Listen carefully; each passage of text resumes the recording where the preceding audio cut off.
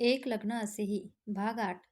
थोड्या वेळात शालिनी प्लेट घेऊन आली, पण ती विराटकडे आली नाही. सरळ बंगल्याच्या गेटकडे निघून गेली. विराटने तिला आवाज दिला, तर तिने हातानेच त्याला 5 मिनिटात आले असा इशारा केला. वेदिका आणि विराट तिच्याकडेच पाहत होते. ते जेवण घेऊन गेटकडे का चाललीये तेच त्यांना कळत नव्हतं. गेटसमोर एक बाई तिच्या कडेवर लहान मुलाला घेऊन उभी होती आणि गेटच्या वॉचमॅनकडे पदर पसरवून जेवण मागत होती.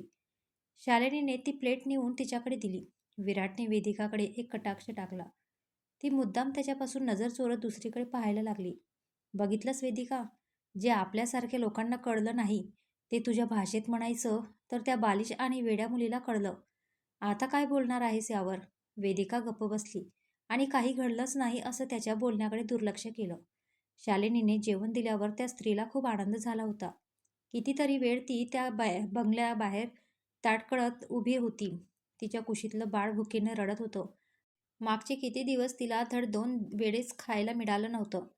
इथे कोणता तरी कार्यक्रम दिसतोय तर काही खायला मिळेल या आशेने ती तिथे आली होती. पण कोणी तिच्याकडे लक्ष पण दिलं नव्हतं. तिने मायेने शालिनीच्या डोक्यावरून हात फिरवला आणि सुखी राहा ग पोरी असा आशीर्वाद दिला. शालिनीने तिच्या मुलाचा एक गाल ओढला आणि हसत पुन्हा विराट आणि वेदिकाकडे आली. विराट तिच्याकडे कौतुकाने पाहत होता. अशी कशी ग तुमची पार्टी? तुमच्याकडे चांगले कपडे घातलेल्या लोकांनाच तुम्ही पार्टीत घेता, त्यांनाच जेवायला देता. आमच्या गावाकडे असं नसतं बाबा. सगळ्यांसाठी सारखंच असतं. आमच्या कोणत्या पण कार्यक्रमाला आलेल्या कोणालाच आम्ही उपाशी जाऊ देत नाही. ती बिचारी काकी किती वेळ तिथे उभी होती, पण तुमचा वॉचमॅन तिला आत घेतच नव्हता. शालिनी वेदिकाला म्हणाली. तिच्या बोलण्यावर वेदिका निरुत्तर झाली. पण शालिनीच्या मनातली माणुसकी पाहून विराटच्या मनातला तिच्याबद्दलचा आदर आणखीनच वाढला होता. चला मग आता निघूया, विराट शालिनीला म्हणाला. त्याने वेदिकाच्या आईबाबांचा निरोप घेतला आणि शालिनीला घेऊन त्याच्या घरी आला. आकाशच्या घरी तो संध्याकाळची त्याची मीटिंग आटपून घरी आला. तिथेही त्याची काही खाण्याची इच्छा नव्हती आणि घरीही तो तसाच न जेवता त्याच्या रूममध्ये गेला. त्याने कपाटातून त्याचा जुना मोबाईल काढला आणि स्विच ऑन केला. त्याच्या स्क्रीनवर अजूनही त्याच्या आणि वेदिकाचा कॉलेज फेअरवेल पार्टीला काढलेला फोटो होता. फोटो पाहून नकळतच त्याच्या चेहऱ्यावर छोटीशी हास्यछटा उमटली. कॉलेजचे ते दिवस सरकन त्याच्या डोळ्यासमोर उभे राहिले. त्याचं नाव आकाश कोल्हे. वेदिका आणि तो एकाच कॉलेजमध्ये शिकायला होता. त्याला वेदिका आधीपासूनच आवडायची, पण तो तिच्याशी कधी बोलायला गेलाच नाही. वेदिकाने कॉलेजमध्ये अजूनपर्यंत एकाही मुलाला भाव दिला नव्हताच. त्यामुळे तोही तिला विचारायला घाबरायचंच. शेवटी त्याने तिच्याशी मैत्री करायची ठरवली आणि वेदिकानेही त्याची मैत्री स्वीकारली होती. तिच्याशी मैत्री झाल्यानंतर तो अगदी हवेतच होता. कधी अभ्यास करायसाठी तर कधी प्रोजेक्ट पूर्ण करण्यासाठी तो तिच्या घरी जायचा. त्यामुळे तिच्या आईबाबांसोबतही त्यांची ओळख झाली होती. अभ्यास करताना तो तिचं लक्ष नसताना तिच्याकडेच पाहत असायचा. ती फळकळ आहे पण मनाने खूप चांगली आहे हे त्याला कळलं होतं आणि असंच तो तिच्यावर मनापासून प्रेम करायला लागला होता. अगदी लग्न पण करेल तर तिच्याशीच असं त्याने ठरवलेलं. पण त्याच्या नजरेतलं प्रेम वेदिकाला कधीच दिसलं नाही. असंच कॉलेजचं शिक्षण पूर्ण झालं आणि वेदिकाने त्याला ती काही वर्ष लंडनला शिकायला जात असल्याचं कळवलं. त्याने ठरवलं तिला आत्ताच प्रपोज करावं आणि लगेचच तिला मनातलं सांगण्यासाठी भेटायला बोलावलं. तो अगदी रिंग वगैरे घेऊन रेडी होता. ती आनंदाने त्याच्याकडे आली. मला तुला काहीतरी सांगायचंय. दोघेही एकत्रच म्हणाले. नेहमीप्रमाणे लेडीज फर्स्ट म्हणून त्याने आधी तिला बोलायला सांगितलं. आकाश, तुला कधी सांगितलं नाही. खूप दिवस सांगायचं होतं पण कधी जमलंच नाही, ती लाजतच म्हणाली. आकाशला वाटलं जे माझ्या मनात आहे तेच वेदिकाच्याही मनात आहे. तो उत्साहाने म्हणाला, सांग ना मग. माझं एका मुलावर खूप खूप म्हणजे खूपच प्रेम आहे. मला तो खूपच आवडतो. अगदी कॉलेजला असल्यापासून त्याचे तो सिरियस चेहरा, रुबाब सगळं कसं मला त्याच्याकडे सारखं बघायला भाग पाडतं. अच्छा, तू कोणाबद्दल बोलतीयस? विराट नाव त्याचं. आणि यू नो व्हॉट, मी डॅडीला सांगितलंय लंडनहून परत आल्यानंतर तो लगेच विराटच्या बाबांशी बोलणार आहे आणि त्यांच्याकडे नकार द्यायला काही कारण पण नाहीये. म्हणजे आमचं लग्न जवळपास फिक्स आहे. तिचं बोलणं ऐकून त्याच्या हातातली रिंग खाली पडली. काही क्षण काय झालं तेच त्याला कळलंच नाही. आकाश, काय झालं? तुला आनंद नाही झाला का? तिने विचारलं. झाला ना. काँग्रेस. तो डोळ्यातले अश्रू कसंबसं थांबवत म्हणाला. थँक्यू. तू पण यायचंच हा लग्नाला? आणि तू काय सांगणार होतास बरं? ते काही नाही. तू दूर चालली आहेस ना म्हणून भेटायला बोलावलं. ही त्यांची शेवटची भेट.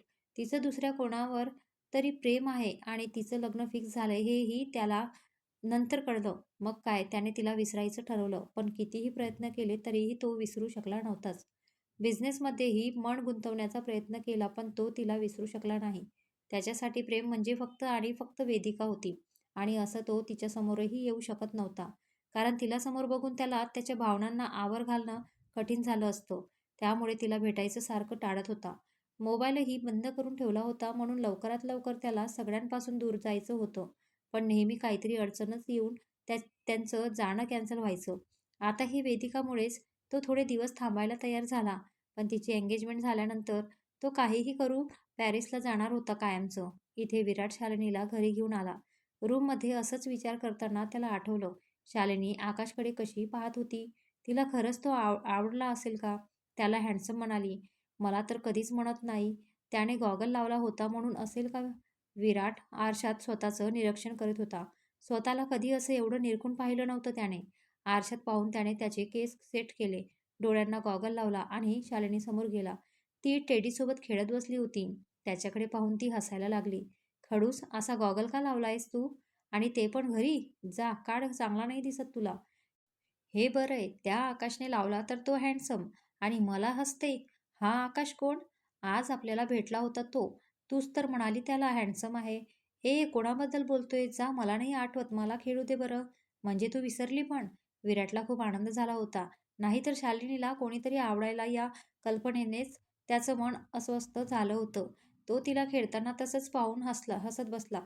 तेवढ्यात त्याचा फोन वाजला. नेहाचा कॉल आला होता. शालिनी, बघ तर कोणाचा कॉल आलाय. तुझ्या नेहूचा. विराट आनंदाने तिला म्हणाला. हो का? पण तू तिला सांग मी रागावलीये तिच्यावर. त्याने कॉल रिसीव्ह केला आणि स्पीकरवर टाकला.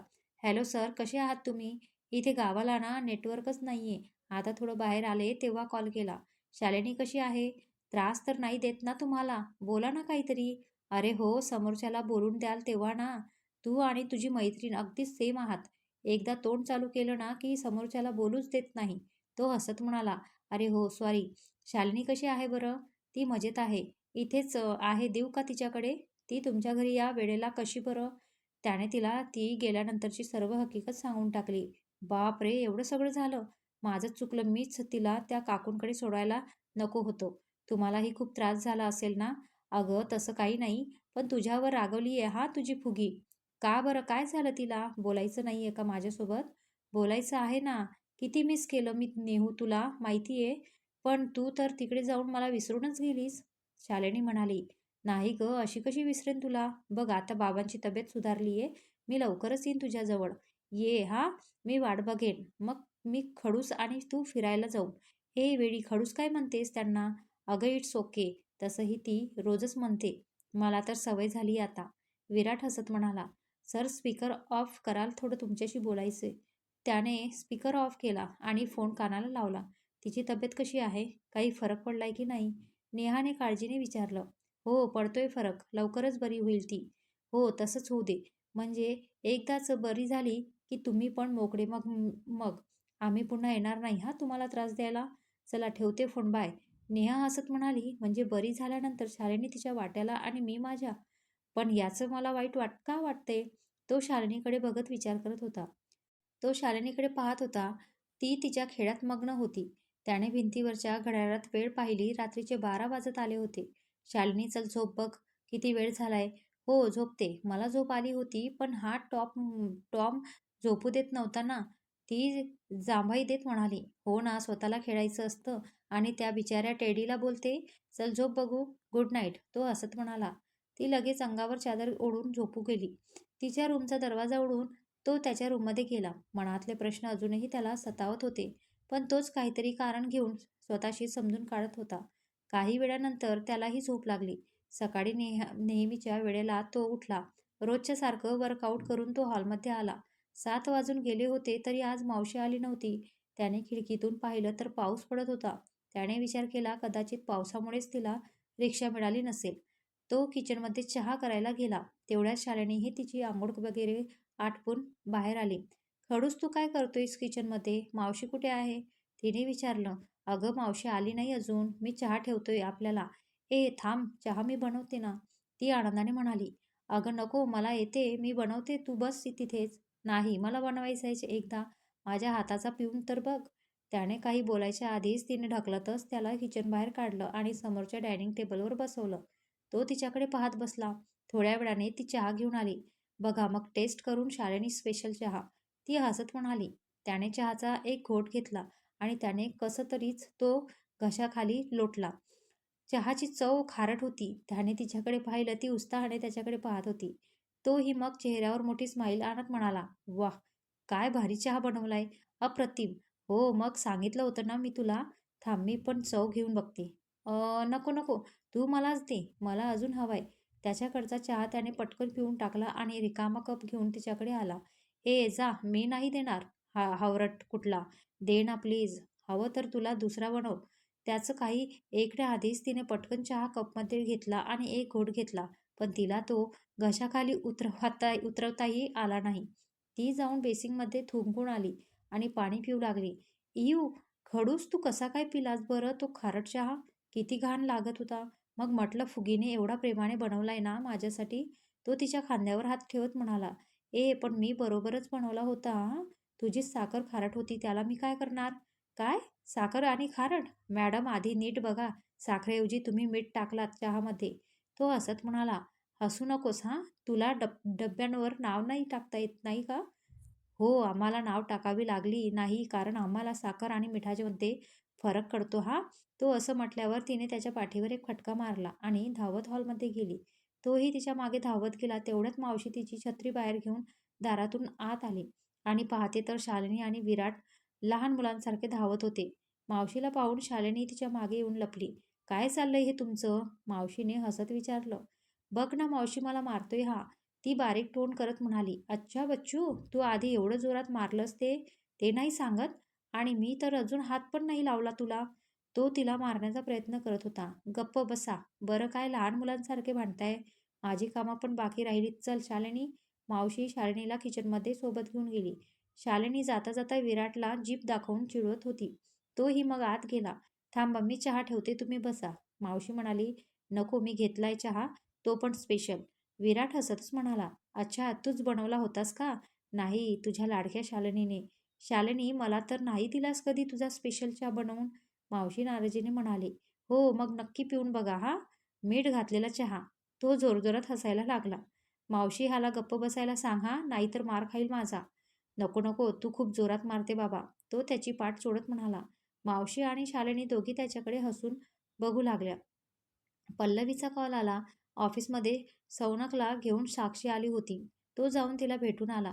सौनकच्या स्वभावात खूप फरक पडला होता. साक्षीने विराटचे आभार मानले. त्यालाही खूप बरं वाटलं. त्याने तिला आणखी काही दिवस त्याच्यावर लक्ष ठेवायला सांगितलं. सोबतच अनेक सूचनाही दिल्या आणि त्याचं इतर काम पूर्ण करून घरी आला. तो हॉलमध्ये न्यूजपेपर वाचत बसला होता. शालिनी टीव्ही पाहत होती. इतक्यात मावशी त्यांच्याजवळ आली. त्याने मावशीकडे पाहिल्यानंतर त्याला वाटलं, मावशीला काही बोलायचं आहे. "मावशी, काही सांगायचं आहे का?" त्याने विचारलं. "हो, तुला सांगितलं होतं ना, राधा माझ्या भावाची मुलगी. तिचं लग्न आहे 2 दिवसांनंतर. शिवाय गावातल्या घरांचं थोडं काम पण करायचं बाकी आहे. मग मला काही दिवसासाठी गावी जावं लागेल." "हो, मग ठीक आहे ना, जा. जा ना तुला हवं तेवढी सुट्टी घे. काहीच हरकत नाही." "हो, पण शालिनीवर लक्ष ठेवावं लागेल ना आणि तुला ऑफिसला पण जावं लागतं."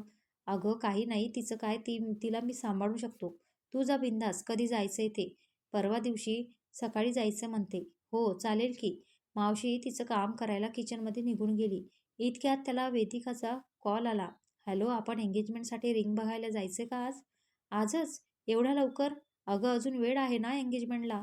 "लवकर विराट, तुला माहितीये का फक्त 5 दिवस बाकी आहेत." "काय? 5च दिवस?" त्याने समोरच्या कॅलेंडरमध्ये तारीख पाहिली. वेदिका खरं बोलत होती. एवढं आश्चर्य वाटायला काय झालं? विचार वगैरे तर बदलला नाही ना माझ्याशी लग्न करण्याचा? ती हसत म्हणाली. तो गप्पच बसला आणि समोर बसलेल्या शालिनीकडे पाहू लागला. "अरे जस्ट किडिंग. सिरियस होऊ नकोस लगेच." त्याचा काही रिप्लाय न आल्यामुळे तीच म्हणाली, "हो कळलं. पण बाहेर पाऊस बघ. आजच जायला हवं का? तसंही 5 दिवस आहेत ना अजून." "पावसाचं काय? आपल्याला कारने जायचंय आणि लवकर यासाठी, कारण मला माझ्या आवडीच्या डिझाईनप्रमाणे रिंग बनवून हवीये. मग आयत्या वेळेवर जाऊन मिळणार नाही."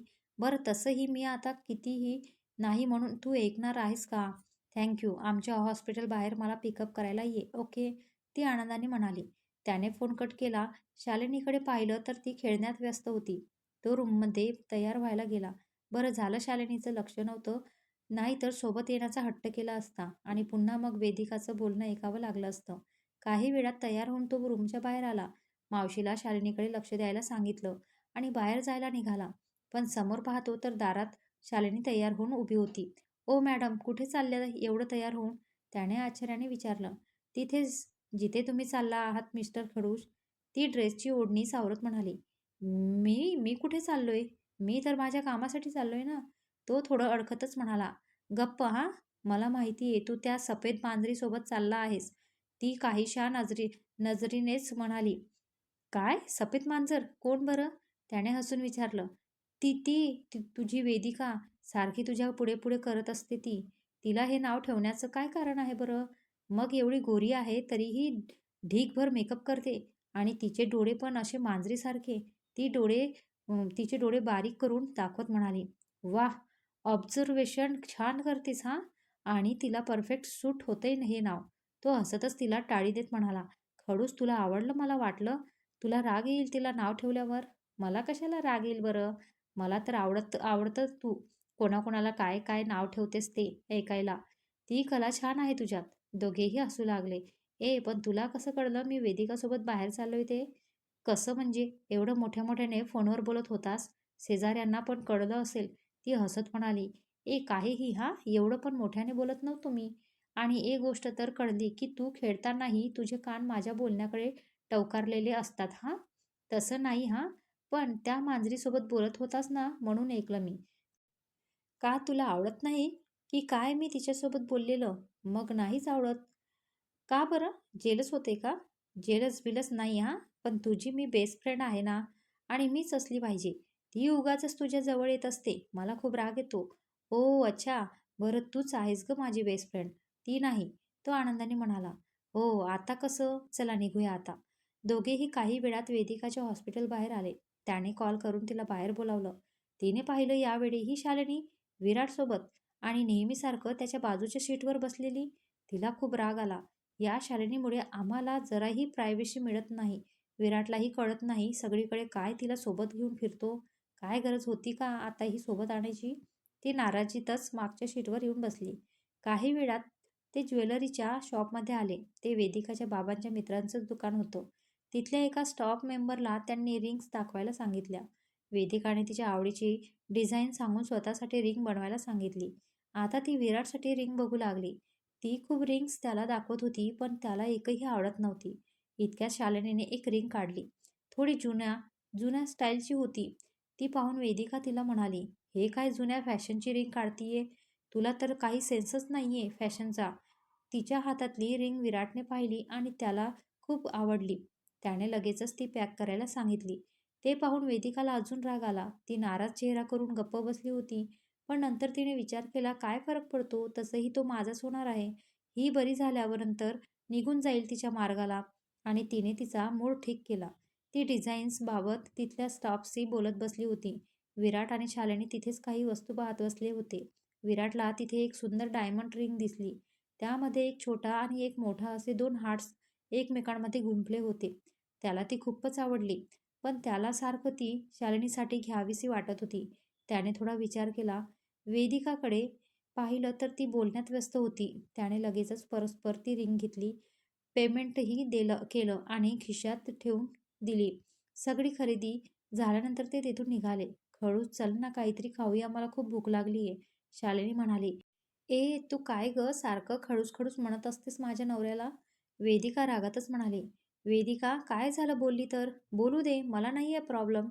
विराट आरशातून वेदिकाकडे नाराजीनेच पाहत म्हणाला, "पण तू का तुझा नवरा म्हणतोयस त्याला? कारण आहेस तो माझा नवरा." "अच्छा, पण तो तर माझ्यासोबत राहतो, तुझ्यासोबत नाही." शालिनी तिला जीभ दाखवत म्हणाली. यावर वेदिका काही बोलणार तेवढ्यात विराटनेच तिला गप्प राहण्याचा इशारा केला. "बरं मग चल पिझ्झा खाऊया, मलाही भूक लागलीये." वेदिका म्हणाली. विराटने कार एका ठिकाणी थांबवली. ते तिघेही उतरले. "जा, तूच पिझ्झा खा. मी आणि खडूस तर पाणीपुरी खाणार." शालिनी हसत म्हणाली, "तूच खा." विराट कधी खात नाही हां, असं स्ट्रीट फूड त्याला आवडत नाही. कधी आम्ही दोघं खातो पिझ्झा. कोण बोललं तुला आम्ही फिरायला गेलो होतो तेव्हा तर? तिला अर्ध्यातच थांबवत विराट म्हणाला, अगं वेदिका तिला खायचे तर खाऊ दे ना आणि तसंही तुला आवडतेच ना पाणीपुरी, मग मी पण खातो तुम्हा दोघींसाठी. वेदिकाला खूप आश्चर्य वाटलं, पण तिनेही विचार केला, चला बरंच आहे त्यामुळेच का होईना, त्याचे विचार तर बदलले. ती पण खुश झाली. पाणीपुरी खाताना शालिनीला अचानक ठसका लागला. विराटने स्वतःच्या हातातली प्लेट टेबलवर ठेवली आणि तिला पाणी घेऊन आला. ती अजूनही खोकत होती. तो तिच्या पाठीवरून हात फिरवत होता. वेदिका ते दृश्य डोळे मोठे करून बघत होती. एवढी काळजी तर कधी माझीही केली नाही याने. बरं वाटतंय ना आता? त्याने काळजीने विचारलं. हो, ती डोळ्यातलं पाणी पुसत म्हणाली. खा अजून तिखट. एक्स्ट्रा तिखट खाण्याची खूपच हौस ना? बघितलं ना आता डोळ्यातून पाणी यायला लागलं. बघ काय गरज आहे का एवढं तिखट खाण्याची? अरे काही नाही, ते फास्ट खाल्लं ना म्हणून घशात अडकलं. थोडं बाग नाहीतर मला सवय आहे हां तिखट खाण्याची. हो, तरी अजून तिखट खाण्याची हौस गेली नाही. वेदिका त्या दोघांचं संभाषण ऐकत मुकाट्यात खात बसली होती. तिला असं वाटत होतं जसं त्या दोघांमध्ये तिचं अस्तित्व नाहीच्या बरोबर आहे. जणू तिला ते ओळखतच नाही. ती कोणीतरी वेगळीच तिसरी व्यक्ती आहे, जी त्यांच्यामध्ये आली आहे. त्या दोघांचंच आपलं छान बोलणं सुरू होतं. नकळतपणे तिच्या डोळ्यात पाणी आलं, पण तिने ते डोळ्यातच थांबवलं.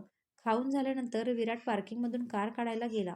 वेदिका आणि शालिनी तिथेच एका बाजूला उभ्या होत्या. तू विचारलं होतंस ना आम्ही एकत्र का राहत नाही? कारण एक, आमचं दोघांचं लवकरच लग्न होणार आहे. त्यानंतर मी त्या घरात राहायला येईल. कळलं का? वेदिका शालिनीला म्हणाली. असं काहीच नाही हां, तू काहीही बोलतीये. शालिनी बारीक तोंड करत म्हणाली. काहीही काय? खरंच सांगते, आत्ताच 5 दिवसांनी एंगेजमेंट आहे आमची. मग तुला त्या घरातून हाकलून देतील. असं काहीच होणार नाही. माझा खडूसवर विश्वास आहे. शालिनी विश्वासाने त्याच्याकडे पाहत म्हणाली. ते तर कळेलच तुला नंतर. पण तुलाच नाही वाटत का तूच तुझ्या गावी निघून जायला पाहिजे? घरातल्यांची काळजी आहे का नाही तुला? किती दिवस असं लोकांच्या घरात राहणार आहेस? मला काळजी आहे घरातल्यांची. जेव्हा निघू येईल ना तेव्हा जाणार आहे मी कोल्हापूरला आई-बाबाला भेटायला. अगं तुझी आई तर या जगातच नाहीये ना? मग असं कसं म्हणतेस तू? काही पण बोलू नकोस, कळलं ना? माझ्या आई-बाबाबद्दल काहीही बोललेलं मी ऐकून घेणार नाही. अगं खरंच ती मुंबईला आली तेव्हाच तर अपघात झाला होता ना तिचा. तू असं कसं विसरलीस? वेदिकाचं बोलणं ऐकून शालिनीचं डोकं गरगरायला लागलं. वेदिकानेच तिला सांभाळलं. इतक्यात विराटही तिथे गाडी घेऊन आला. अगं शालिनी काय झालं तुला? त्याने काळजीने विचारलं. हिला बघ ना, काही पण बोलते माझ्या आईबापाबद्दल. म माझी आई या जगात नाहीये, असं कसं बोलू शकते ती? शालिनी स्वतःला सावरत कसं तरी म्हणाली. विराटने वेदिकाकडे रागाने पाहिलं. तिला त्याच्याशी नजर मिळवता येत नव्हती. शालिनीची अशी अवस्था पाहून तिला तिच्या चुकीची जाणीव झाली होती. विराट, मी ड्रायव्हरला बोलावून घरी जाते. तू शालिनीला घेऊन जा, काळजी घे तिची. तिने शालिनीला विराटच्या बाजूच्या सीटवर बसवलं आणि सीट बेल्ट लावला. विराटने लगेच गाडी काढली. शालिनी पूर्ण रस्त्यात काहीही बडबडत होती. तो तिला घरी घेऊन आला. तिला रूममध्ये नेऊन बेडवर बसवलं. बोल ना काहीतरी विराट, मला कसं तरीच होतंय. डोकं खूप जड झाल्यासारखं वाटते. सांग ना वेदिका, खोटं बोलत होती ना? तिने डोकं दोन्ही हातांनी धरून ठेवलं होतं. विराटने थोडा विचार केला. शालिनीची आई या जगात नाहीये या सत्याची जाणीव तिला करून दिल्याशिवाय तिच्या वागण्यात सुधारणा होणार नव्हतीच. ती खोटं नाही बोलली शालिनी. तुझी आई खरंच नाहीये या जगात. जेव्हा ती मुंबईला आली होती तेव्हाच तिचा अपघात झाला होता. कळतंय का तुला? तो तिच्या दोन्ही खांद्यांना हलवत म्हणाला.